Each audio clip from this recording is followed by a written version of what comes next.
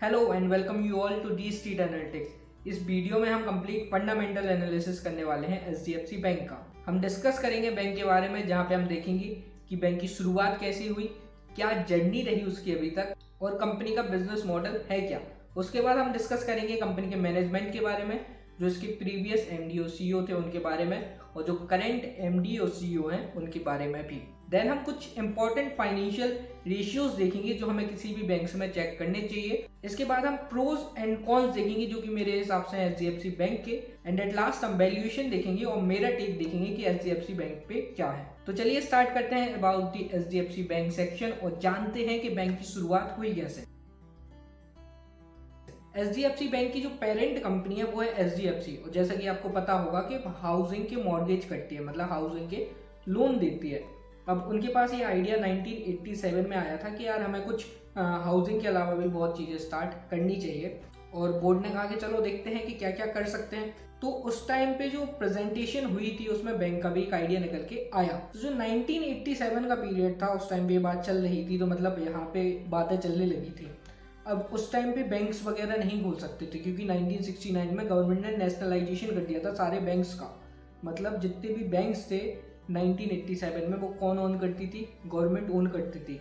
लेकिन 1991 में क्या है? एलपीजी पॉलिसी, जिसमें आरबीआई ने फिर बात करनी चालू करी कि क्या हम प्राइवेट बैंक को भी लाइसेंस दे सकते हैं। एंड फाइनली 1993 में आरबीआई ने अपनी गाइडलाइंस निकाली कि अगर किसी नए प्राइवेट प्लेयर्स को एंट्री चाहिए तो ये गाइडलाइंस हैं आपके लिए। अच्छा, अभी बात चल रही थी, कोई डिसीजन फाइनल नहीं हुआ था कि एचडीएफसी मान गया था कि हमें बैंक स्टार्ट करना है। तो जो दीपक पारेख थे उन्होंने बोर्ड को मनाया और बताया कि यार मतलब अभी तो एप्लीकेशन हो रही है, चलो एप्लीकेशन करते हैं और देखते हैं क्या पता लाइसेंस मिले या ना मिले। एंड फॉर्चुनेटली एचडीएफसी उन एंटिटीज में शामिल थी जिनको आरबीआई ने लाइसेंस दिया था। अच्छा, लाइसेंस मिल गया, इसके बाद से स्टोरी एक नया मोड़ लेती है। अब ये जो मिस्टर दीपक पारेख है, लाइसेंस मिलने के बाद ये जाते हैं मिस्टर आदित्य पुरी के पास। उनसे कहते हैं कि यार आपने बहुत साल बाहर काम कर लिया, अब इंडिया में आ जाओ, इंडिया में बैंक स्टार्ट करते हैं। तो उन्होंने पूछा कौन सा बैंक? तो उन्होंने कहा कि यार एचडीएफसी को लाइसेंस मिल चुका है बैंक स्टार्ट करने के लिए, आओ और इस बैंक को आप बनाओ। नाउ आदित्य पुरी जी उस टाइम पे मलेशिया में काम करते थे, सिटी बैंक की एक इंपॉर्टेंट पोजीशन पे। तो उस टाइम पे उनकी सैलरी भी सही थी, बट उन्होंने किसी तरीके से मान लिया कि चलो यार आ जाते हैं हम एचडीएफसी बैंक में कम सैलरी पे। लेकिन उन्होंने कुछ स्टॉक ऑप्शंस लिए थे ऑब्वियसली, ताकि उस सैलरी को वो फ्यूचर में कंपनसेट कर पाए अगर बैंक ग्रो हो। अब जब मिस्टर आदित्य पुरी ने ज्वाइन कर लिया तो उन्होंने और भी बैंकर्स को हायर किया, बड़े बड़े बैंक से, फॉरेन बैंक से, और फिर एचडीएफसी बैंक्स की शुरुआत हुई। And rest is history. शुरुआत में एचडीएफसी बैंक ने कॉर्पोरेट बैंकिंग के ऊपर फोकस किया, क्योंकि ये जो आदित्य पुरी जी थे और भी जितने एम्प्लॉयज थे शुरू में जिन्होंने और बैंक से हायर करे थे, वो कॉर्पोरेट बैंकर्स थे, उनको वहाँ पे एक्सपीरियंस था। तो उन्होंने कहा चलो यहाँ पे स्टार्ट करते हैं। लेकिन उन्होंने शुरू में अच्छी पॉलिसीज बनाई, अच्छी गाइडलाइंस बनाई और अच्छा कल्चर बनाया, एक अच्छा सिस्टम बनाया, जिसकी वजह से स्मूथली चीज़ें चलती रहीं। एचडीएफसी बैंक की जर्नी के ऊपर एक बुक है, बैंक फॉर द बक, आपको वो बुक जरूर पढ़नी चाहिए। और मैं भी ट्राई करूंगा कि एक वीडियो बनाऊं कंप्लीट इसके बारे में, लेकिन अगर मैं यहाँ पे ज़्यादा बात करूंगा तो ये वीडियो बहुत ज़्यादा लंबी हो जाएगी। तो चलिए देखते हैं कि बैंक की अब तक की जर्नी कैसी रही। तो 1994 में एचडीएफसी को अप्रूवल मिल गया कि आप अपना बैंक सेटअप कर सकते हो, और 1994 के अगस्त में इन्होंने एचडीएफसी बैंक के नाम से कंपनी इनकॉर्पोरेट करा ली। 1995 में इनको बैंकिंग का लाइसेंस मिला, इन्होंने पहली कॉर्पोरेट ऑफिस और ब्रांच खोली। एंड देन इन्होंने बहुत ज़्यादा क्या किया कि इनोवेटिव प्रोडक्ट्स को लॉन्च किया, ऐसी पिन पॉइंट को सॉल्व किया जिनको कोई और सॉल्व नहीं कर रहा था। इसके बाद 1999 में इन्होंने पहला इंटरनेशनल डेबिट कार्ड लॉन्च किया वीज़ा इंटरनेशनल के साथ, और फिर रियल टाइम नेट बैंकिंग भी लॉन्च करी, और उसी साल में इनका मर्जर हुआ टाइम्स बैंक के साथ। नाउ ये जो उस टाइम पे एचडीएफसी बैंक था ये कॉर्पोरेट बैंकिंग में फोकस कर रहा था, टाइम्स बैंक कर रहा था रिटेल बैंकिंग में फोकस। तो एक सिनर्जी मिल गई इनको, उसकी ब्रांचेस भी मिल गई, तो इन दोनों का उस टाइम पे हो गया मर्जर 1999 में। 2000 में ने पहली मोबाइल बैंकिंग लॉन्च करी इंडिया में, और पहली एसएमएस बेस्ड मोबाइल बैंकिंग भी इंडिया में एचडीएफसी बैंक ने ही लॉन्च करी। नाउ 2001 में ये एनवाईएसई पे लिस्ट हो गए और पहले प्राइवेट बैंक बने उसी साल में जो कि इनकम टैक्स को कलेक्ट कर सकता था। 2001 में इनको ISO सर्टिफिकेशन मिल गया डिपॉजिटरी और कस्टोडियल सर्विसेज के लिए, और 2003 और 4 में ये पहले बैंक बने इंडिया में जो कि क्रेडिट कार्ड ऑफर कर रहे थे 100+ सिटीज में, और उसी साल इनका यूजर बेस 10 लाख से ऊपर टच कर गया। 2010 में इन्होंने ऐसे ATM लॉन्च करे जो कि 40% फास्टर थे, और ये फर्स्ट ऑफ इट्स काइंड थे पूरे एशिया में, इंडिया में नहीं पूरे एशिया में। 2015 में इन्होंने पेजैप लॉन्च किया जो कि इंडिया का पहला 1 क्लिक मोबाइल पे सॉल्यूशन था, और इन्होंने 10 सेकंड पर्सनल लोन डिस्बर्समेंट भी चालू किया रिटेल लैंडिंग स्पेस में। 2016 में ATM को LDMs में टर्न कर दिया। LDM मतलब लोन डिस्पेंसिंग मशीन्स, मतलब उससे लोन भी डिस्पेंस हो सकता था। 2019 में इनको 25 साल हो गए थे और इन्होंने 5000th ब्रांच खोली थी 2019 में, मतलब उस टाइम पे इनकी 5000 ब्रांचेस खुल चुकी थी। 2020 में इनकी पहली बार लीडरशिप चेंज हुई। जो इनके MD और CEO थे मिस्टर आदित्य पुरी, वो इनिशियल से अभी तक यहाँ तक बैंक की कमान संभाल रहे थे, और 2020 में पहली बार लीडरशिप चेंज हुई, और उसी साल इन्होंने कॉन्टैक्टलेस ऑनबोर्डिंग चालू की वीडियो KYC फैसिलिटी से कस्टमर्स के। अब थोड़ा सा HDFC बैंक का बिजनेस मॉडल देख लेते हैं।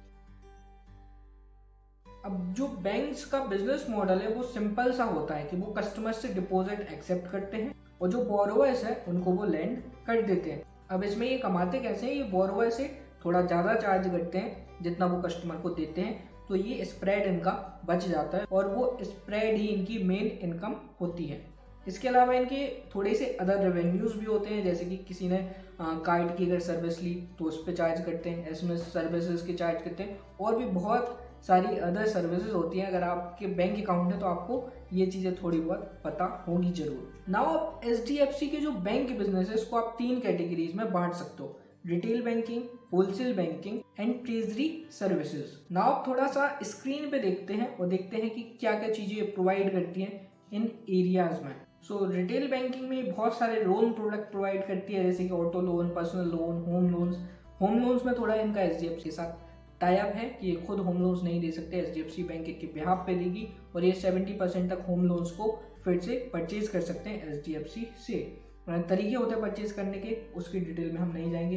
Credit card, loan against gold and then 2 vehicle loan, ये सभी चीज़ें देती हैं, और इनका जो रिटेल लोन्स है वो वेल डाइवर्सिफाइड है, किसी एक सेगमेंट में इनका बहुत ज़्यादा एक्सपोजर नहीं है।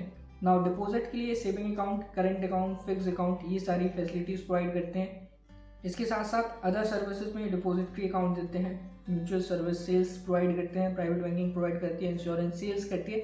ये सभी चीज़ें आपको आइडिया लग रहा होगा मोटा मोटा कि क्या काम ये करती हैं।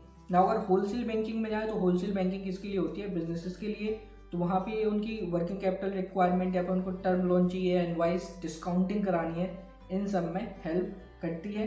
कैश मैनेजमेंट, ट्रांजेक्शनल बैंकिंग में कैश मैनेजमेंट, कस्टोडियल सर्विसेज, इन सभी चीज़ों में ये हेल्प करती है बिजनेसेस की। इसके साथ साथ इन्वेस्टमेंट बैंकिंग में भी HDFC बैंक है, जहाँ पे ये डेब्ट कैपिटल मार्केट में अगर कोई आपको हेल्प चाहिए या फिर वहाँ से पैसा रेज करना है तो वहाँ पे हेल्प कर सकती हैं। इक्विटी कैपिटल मार्केट के लिए हेल्प कर सकती हैं। मर्जर एंड एक्विजिशन की एडवाइजरी चाहिए। नाउ ट्रेजरी में हम देखें तो ये मेन काम किसके लिए करती है, बिजनेसेस के लिए। तो अगर उनका कुछ फंड है तो उसमें ये बेटर रिटर्न प्रोवाइड करने में अगर हेल्प चाहिए तो वो ये हेल्प करेंगे। अगर आपको अपनी फाइनेंशियल रिस्क को मिटिगेट करना है, सो जैसे ऑयल कंपनी है उसको डेरिवेटिव्स वगैरह खरीदने होते हैं तो उसमें ये हेल्प कर सकती है। So I hope you got the idea कि मेन क्या ये बैंक काम करती है। चलिए अब डिस्कस कर लेते हैं कंपनी के मैनेजमेंट को। पहले हम कंपनी के प्रीवियस MD और CEO के बारे में डिस्कस करेंगे जो कि मिस्टर आदित्य पुरी जी थे, एंड देन हम कंपनी के जो करंट CEO हैं उनके बारे में भी डिस्कस करेंगे। अच्छा, तो आदित्य पुरी जी एक फिनोमिनल लीडर हैं। जब मैं बैंक के बारे में रिसर्च कर रहा तो मैंने देखा कि किस तरीके से बैंक की ग्रोथ हुई है। 26-27 साल पहले जो बैंक एग्जिस्ट नहीं करता था, आदित्य पुरी जी ने उस बैंक को इंडिया का नंबर 1 बैंक बना दिया in terms of market capitalisation. अब ये इन्होंने कैसे किया कि ऑब्वियसली उनको बैंकिंग का पहले का एक्सपीरियंस था।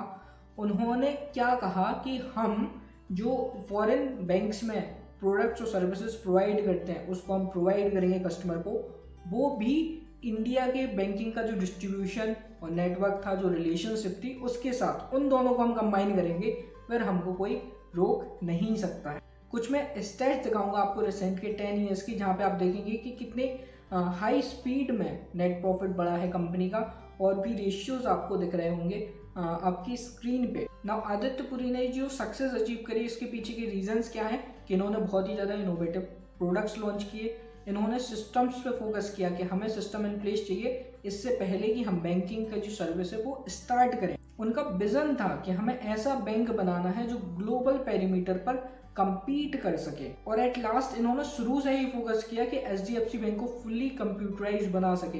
इंडियन बैंकिंग में जो पहला डेटा वेयर हाउस था वो किसने खरीदा था? एचडीएफसी बैंक ने। इनका सेंट्रलाइज बैंकिंग सिस्टम था, मतलब वो चाहते थे कि लोग ब्रांच के साथ बिजनेस ना करें, लोग बैंक के साथ बिजनेस करें। पहले क्या होता था, आपका जिस ब्रांच में अकाउंट है आपको वहीं से पैसे निकाल सकते हो, लेकिन एचडीएफसी ने उस स्टोरी को चेंज कर दिया।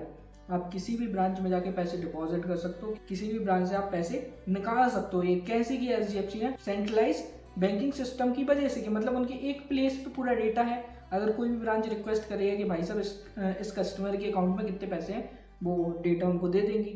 अगर इसके इनफ पैसे हैं, इसको पैसे चाहिए, तो किसी भी ब्रांच से निकाल लो। पहले ये था नहीं।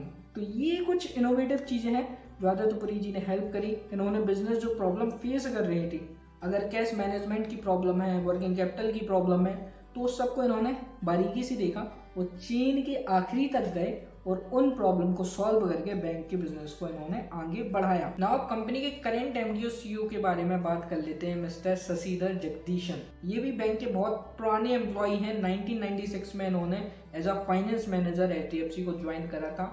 देन 1999 में इनको फाइनेंस डिपार्टमेंट का हेड बना दिया गया।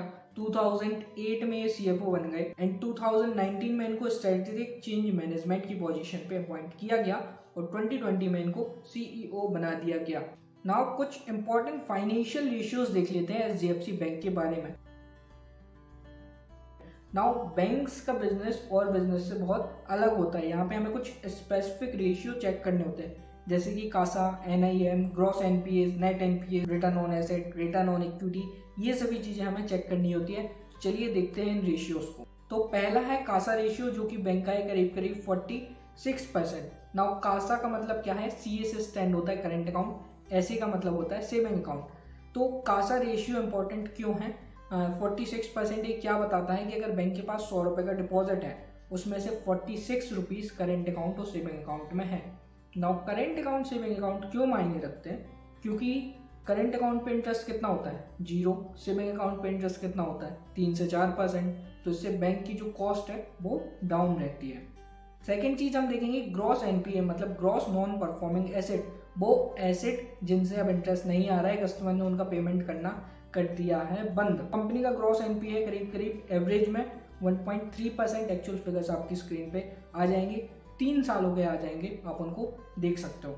नेक्स्ट है return on asset. Return on asset का मतलब क्या होता है कि कंपनी की जो टोटल एसेट है उसमें कंपनी कितना परसेंट कमा रही है। फॉर्मूला क्या होता है? Net income upon total asset. तो कंपनी का रिटर्न ऑन एसेट है करीब करीब 2%। तो मतलब जितने भी एसेट इसने लोन पे दे रखे, इसमें सारा खर्चा काट के, इंटरेस्ट सबको दे के, पूरे ऑपरेटिंग एक्सपेंस निकाल के कंपनी फिर भी 2% कमा रही है अपने एसेट्स पे। नेक्स्ट हम डिस्कस करेंगे नेट इंटरेस्ट मार्जिन, जो कि कंपनी का है 4%। नेट इंटरेस्ट मार्जिन क्या होता है? कंपनी की कॉस्ट जो आई है और जो कंपनी को उससे रेवेन्यू हुआ है इंटरेस्ट से, उन दोनों के बीच का difference. So let's say company land करती है 60% पे, वो कंपनी को कॉस्ट आ रही है 4% की, तो डिफरेंस कितना निकला? 3%। तो नेट इंटरेस्ट मार्जिन कितना हो जाएगा? 3% का। ये थोड़ा बेसिक टर्म्स में है, but you got the idea. Okay, तो कंपनी के प्रीवियस 3 साल के आपको नेट इंटरेस्ट मार्जिन मिल जाएंगे। इस साल में ये नेट इंटरेस्ट मार्जिन कम हुआ है, 4.3% से घटकर 4.1% हो गया है। नेक्स्ट देखते हैं हम रिटर्न ऑन इक्विटी। इसका सिंपल सा मतलब ये है कि कंपनी शेयर होल्डर इक्विटी पे कितना परसेंट का रिटर्न ला पा रही है। अब ये क्यों इंपॉर्टेंट है मेजर करना? क्योंकि आप उस पैसे को यूज कर रहे हो। अगर आप इतना रिटर्न अर्न नहीं कर पा रहे हो कि इन्वेस्टर को सफिशिएंट हो, तो आप डिविडेंड के फॉर्म में दे दो। लेकिन एचडीएफसी बैंक के केस में 16% अर्न कर रही है रिटर्न ऑन इक्विटी, जो कि बहुत बढ़िया है। नाउ नेट एनपीए है एचडीएफसी बैंक का 0.4%, जो भी बहुत बढ़िया है ऑब्वियसली। नाउ हम थोड़ा कंपनी के फाइनेंशियल स्टेटमेंट्स को देख लेते हैं। ऑब्वियसली जो हमने रेशियो डिस्कस करे हैं अभी, वो फाइनेंशियल स्टेटमेंट से ही डिराइव हुए हैं, बट हम देख लेते हैं कि ओवर द ईयर जो इंटरेस्ट इनकम है वो कंपनी की कैसे ग्रो हुई है और प्रॉफिट्स भी कंपनी के कैसे ग्रो हुए हैं। तो पिछले कुछ सालों की जो इनकम है कंपनी की, उसकी आपका यहाँ पे ग्राफ आ जाएगा। इस साल कंपनी ने करीब करीब 1,28,000 करोड़ की इंटरेस्ट इनकम कमाई है और प्रीवियस 3 और 5 ईयर में ये जो इंटरेस्ट इनकम है ये 15% से कंपाउंडेड ग्रो हुई है। और अगर हम प्रॉफिट्स की बात करें तो प्रॉफिट में भी कंपनी ने करीब करीब 20% की कंपाउंडेड ग्रोथ करी है 3 और 5 ईयर्स दोनों टाइम पीरियड में। तो आप कह सकते हो कि बहुत ही स्टेडी ग्रोथ है। ऐसा नहीं है कि प्रीवियस 3 ईयर्स में ही ये इसने बहुत ज़्यादा ग्रोथ करी है या शुरू के सालों में बहुत ज़्यादा ग्रोथ करी है। इसकी जो ग्रोथ है वो बहुत ज़्यादा स्टेडी है और बहुत ज़्यादा प्रिडिक्टेबल है। यही एक रीज़न है, मैं कह सकता हूँ, जिसकी वजह से इतने सारे इन्वेस्टर्स हैं वो एचडीएफसी में इन्वेस्ट करना चाहते हैं। नाउ हम थोड़ा सा एचडीएफसी बैंक के प्रोज एंड कॉन्स के बारे में डिस्कस कर लेते हैं। तो पहला प्रो तो बैंक का ये है कि इसने कंसिस्टेंट ग्रोथ करी है। ऐसा नहीं है कि किसी एक साल में बहुत ज़्यादा ग्रोथ करी है एंड देन ग्रोथ ही ना आई हो। तो कंसिस्टेंट ग्रोथ है ओवर द ईयर, बहुत ही प्रिडिक्टेबल ग्रोथ है इस बैंक की। सेकंड ये है कि इनकी जो एनपीए है वो बहुत ज़्यादा कम है। हम कंपेरेटिव एनालिसिस करेंगे वैल्यूएशन में जब, तो हम देखेंगे कि बाकी बैंक्स के एनपीए कैसे हैं। थर्ड थिंग, जो इनका रिस्क मैनेजमेंट है वो बहुत अच्छा है। इनका किसी एक पर्टिकुलर सेक्टर में या किसी एक पर्टिकुलर सेगमेंट में बहुत ज़्यादा एक्सपोजर नहीं है और ये पिक करके लोन देते हैं। ये पिकी हैं भाई साहब, ये कॉर्पोरेट जो इनके कस्टमर होते हैं उनके लिए बहुत ज़्यादा पिकी हैं कि हम इस कंपनी को लोन देंगे, इसकी बैलेंस शीट ऐसी होनी चाहिए वगैरह वगैरह। इनके बहुत ज़्यादा क्राइटेरियाज हैं जिसके बाद ये किसी कस्टमर को लोन देते हैं। अब कॉन्स देख लेते हैं। पहला कि जो आदित्य पुरी जी थे, जो इनके प्रीवियस एमडी और सीईओ थे, वो अभी तक इस कंपनी की कमान संभाल रहे थे। अब उनके जाने के बाद हो सकता है कि थोड़ा सा लैग आए ग्रोथ में या फिर बाकी चीज़ों में, बट देखना पड़ेगा आगे कि होता क्या है। कंपनी में 2 इम्पॉर्टेंट केसेस आए। पहला तो क्रेडिट कार्ड का केस, जहाँ पे आरबीआई ने इनको मना कर दिया कि आप नए कस्टमर एक्वायर करके आप क्रेडिट कार्ड नहीं दे सकते हो। ऑब्वियसली 8 महीने के बाद आरबीआई ने उस बैन को हटाया, बट लेकिन प्रॉब्लम तो थी ना। नेक्स्ट है ऑटो केस। ऑटो केस में हुआ क्या था कि इनका ये जो ऑटो लोन दे रहे थे उसके साथ किसी इक्विपमेंट को बेच रहे थे। एग्जैक्टली मुझे याद नहीं है कौन सा इक्विपमेंट। तो जो बैंक्स तो ये नहीं कर सकती ना, आपका काम क्या है कि आप फाइनेंशियल प्रोडक्ट जो आप ऑटो के इक्विपमेंट्स क्यों बेच रहे हो। तो विजिल ब्लोअर ने उस इशू को उठाया, आरबीआई ने डिसीजन लिया, इनने अपनी इंटरनल इंक्वायरी भी करी एंड देन इनके ऊपर जो इन्होंने सॉल्यूशन दिया, इन्होंने जो बताया आरबीआई को सही नहीं लगा, वो 100% सेटिस्फैक्ट्री नहीं हुआ। उसके बाद आरबीआई ने इन पर फाइन इम्पोज करा और इन्होंने भी अपने एक्शंस लिए जो एम्प्लॉय ये कर रहे थे उन पर। एक और ओवरहैंग था इस पर कि आदित्य पुरी जी ने अपना स्टेक सेल कर दिया है। तो इसका क्या है, तो उन्होंने बताया कि यार मैंने स्टेक सेल करा है क्योंकि मुझे रिटायरमेंट के पैसे चाहिए एंड सेकंड, और वो पैसे को डेट फंड में इन्वेस्ट करेंगे। सेकंड कि जो उनके ऑप्शंस है वो अभी भी वेस्टेड होंगे। जो ऑप्शंस होते हैं वो मतलब वेस्टेड होते हैं। आप इसको ज़्यादा समझने की ज़रूरत नहीं है, सीधा ये समझो कि उनके स्टॉक पहले मिल गए थे, अब उनको उसके पैसे चुकाने हैं। तो उस पैसे चुकाने के लिए उनको पैसे चाहिए, तो ये स्टॉक बेच के उनको वो पैसे मिलेंगे और वो नए शेयर खरीद लेंगे एचडीएफसी बैंक के। अब आ जाते हैं थोड़ा सा कॉम्पिटिटिव एनालिसिस। तो फोकस ऑन योर स्क्रीन। तो एचडीएफसी बैंक का अगर आप पी देखो वो है 22 का, आईसीआईसीआई बैंक से थोड़ा कम है, कोटक बैंक से भी कम है, एक्सिस से ज़्यादा है और इंडसइंड से भी ज़्यादा है। बट ओवरऑल ठीक है, इंडस्ट्री एवरेज है करीब करीब 16 का, एचडीएफसी का है 22। क्या ये बैंक कॉस्टली है? ऑब्वियसली कॉस्टली है। एक कहावत है, महंगा रोए एक बार, सस्ता रोए बार बार। इसका मतलब ये है कि जो महंगी चीज़ खरीदता है और जिसमें क्वालिटी होती है, अगर उसने अच्छी क्वालिटी वाली चीज़ भले ही महंगी खरीदी है तो वो अब ज़िंदगी भर उसको प्रॉब्लम नहीं है कि यार ठीक है खरीद लिया अपन ने, अब चलती रहेगी। लेकिन अगर कोई तुमने सस्ता मोबाइल खरीद लिया तो अब तुम क्या करोगे, यार ये ख़राब हो गया, अब ये ख़राब हो गया, तो आप बार बार रोते रहोगे। आपने शुरू में पैसे कम दिए और अब आपको बार बार उसमें मेंटेनेंस की कॉस्ट आ रही है। तो वैसा ही मुझे लगता है स्टॉक मार्केट में है कि अगर आप क्वालिटी स्टॉक को खरीद रहे हो, भले ही कभी कभार थोड़ा पैसा ज़्यादा दे रहे हो, लेकिन वो उन स्टॉक से सही है जो बहुत बेकार हैं, जो लेने लायक नहीं है। तो अगर आप ऐसे स्टॉक को खरीद रहे हो जो लेने लायक नहीं है, उससे सही तो मैं कहूँगा क्वालिटी स्टॉक को महंगी खरीद लो। हो सकता है 2-3 साल रिटर्न नहीं देंगे, लेकिन फिर आपको बढ़िया रिटर्न मिलेंगे। देन हम देख लेते हैं प्राइस टू बुक वैल्यू। करीब करीब 4 की प्राइस टू बुक वैल्यू पे है एचडीएफसी बैंक, ठीक है। इसके पीएस भी करीब करीब 3-4 पे हैं एक्सिस बैंक 2 की बुक वैल्यू पे है और इंडसइंड बैंक सस्ता है 1.5 की बुक वैल्यू पे। नाउ फाइनेंशियल इंस्टीट्यूशंस को मैं कहता हूँ बुक वैल्यू पे मेजर करो, that is a good thing, but I think कि आपको ग्रोथ को भी उसमें शामिल करना चाहिए। और एचडीएफसी बैंक ने जिस तरीके की ग्रोथ दिखाई है ना, that is phenomenal, I can say this thing. Now अगर आप सेल्स वेरिएशन देखो तो इंडसइंड बैंक का सेल्स वेरिएशन सही है, 18% है, एंड इंडसइंड बैंक के बाद है एचडीएफसी बैंक करीब करीब 15% का। देन अगर आप 5 ईयर्स में सेल वेरिएशन देखो, अगेन इंडसइंड बैंक इस पेरीमीटर में भी सही है और एचडीएफसी बैंक सेकंड नंबर पे है। नाउ इंडसइंड बैंक में मेरा इन्वेस्टमेंट है, बट वो एज अ लॉन्ग टर्म बेट नहीं है, मतलब मैं इतना ज़्यादा उसमें मैंने रिसर्च नहीं करी है, I am not so sure कि मैं कितना उसमें होराइजन मेरा क्या है, सो छोटा मोटा इन्वेस्टमेंट है मेरा उसमें। एंड एचडीएफसी बैंक की अगर हम प्रॉफिट ग्रोथ देखें 20% की, इंडसइंड बैंक यहाँ पे सक्षम नहीं है। So see this is the problem कि आप सेल्स कर रहे हो on the cost of your expenses. Again HDFC bank की जो प्रॉफिट ग्रोथ है 5 ईयर्स में वो भी 20% की है। अगर आरओई के टर्म में देखो ना, एचडीएफसी बैंक टॉप बैंक है, आरओए के टर्म में कोटक बैंक टॉप पे है, एंड देन एचडीएफसी बैंक 1.88 है, सेकंड नंबर पे है। तो मतलब हर पैरामीटर में या तो एचडीएफसी बैंक नंबर 1 है या नंबर 2 है। तो this is the thing with HDFC bank. अच्छा, पूरा एनालिसिस देख लिया, जितनी बातें मैंने बताई सुन ली, प्रोज एंड कॉन्स देख लिए, अब मेरा व्यू सुनना चाहते हो कि मैंने क्या करा है। मेरी बातों से आपको पता चल गया होगा, मैंने तो यार इस स्टॉक में इन्वेस्ट कर रखा है। लॉकडाउन के टाइम पे मैंने अच्छा इन्वेस्ट करा था और मेरे इसमें अभी तक रिटर्न है करीब करीब 50% के। तो मेरे कहने पे मत खरीदना, हो सकता है मैं आपको खरीदने के लिए कह रहा हूँ। So do your own research before investing in this stock. मुझे क्या बात अच्छी लगी कि जो इसने कंसिस्टेंट ग्रोथ दिखाई है, ये बिना सिस्टम के हो ही नहीं सकता। मतलब अगर सिस्टम इन प्लेस होगी तो आप रिस्क पे कॉम्प्रोमाइज़ कभी नहीं करोगे, जो कि बात मुझे एचडीएफसी बैंक पे बहुत ज़्यादा अच्छी लगी है। और नेक्स्ट चीज़ ऑब्वियसली क्या है कि इनके एनपीए बहुत ज़्यादा कम है, जो कि किसी बैंक में चाहिए होता है। इनके नेट इंटरेस्ट मार्जिन है वो भी अच्छे हैं, इनकी जो पेरेंटेज है वो भी बहुत बढ़िया है। इन सभी बातों पर कुल मिला के मैंने इन्वेस्ट करा है। अगर आप इन्वेस्ट करना चाहते हो तो इन चीज़ों को कंसिडर करना एंड देन डिसीजन लेना अपने इन्वेस्टमेंट का।